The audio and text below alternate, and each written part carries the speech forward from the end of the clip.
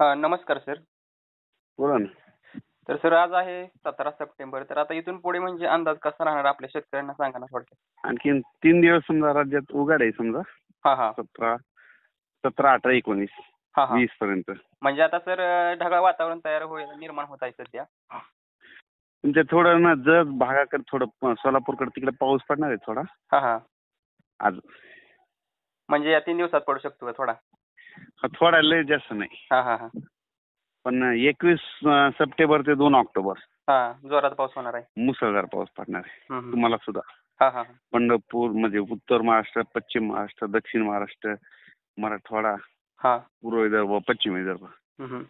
तर सर आता म्हणजे बऱ्याच शेतकऱ्यांच्या अशा कमेंट आहेत की आता जो पाऊस येणार आहे ना, तुम्ही सांगितलं आता 21 सप्टेंबरपासून येणार आहे.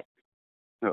तर हा पाऊस परतीचा पाऊस असणार आहे का कसा असणार आहे म्हणजे? नाही, पुन्हा आणखीन 2 पाऊस येतील परत एकदा.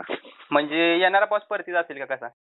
हो, परतीचा शेवटचा. हो. परतीचा पाऊस सुरू होणार आहे आता. ते नंतर होईल. हो. हां, हां, हां. आणखीन 2 होतील. एक ऑक्टोबरमध्ये 2 पाऊस येतील आणखी.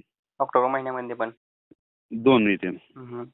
आणि एक सर 23-24च्या दरम्यान येईल आणि एक 7-8-9च्या दरम्यान येईल. ऑक्टोबर महिन्यामध्ये. 7-8-9 ऑक्टोबर आणि 23-24-25 ऑक्टोबर. हं, हं. म्हणजे इथून आता आपले 21 सप्टेंबर नंतर म्हणजे 10 ते 12 दिवस जोराचा पाऊस होणार आहे.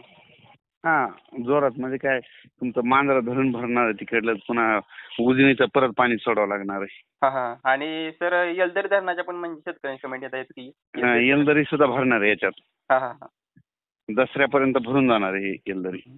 म्हणजे संपूर्ण राज्यामध्ये हा भाग बदलेल संपूर्ण भाग परिस्थिती हा, करणार आहे. येलदरी भरणार आहे, माजलगावचं देखील भरणार आहे. हां, हां. हं. मांजरा धरण लातूरचं ते भरणार आहे. हां, हां. जोरात पाऊस आहे.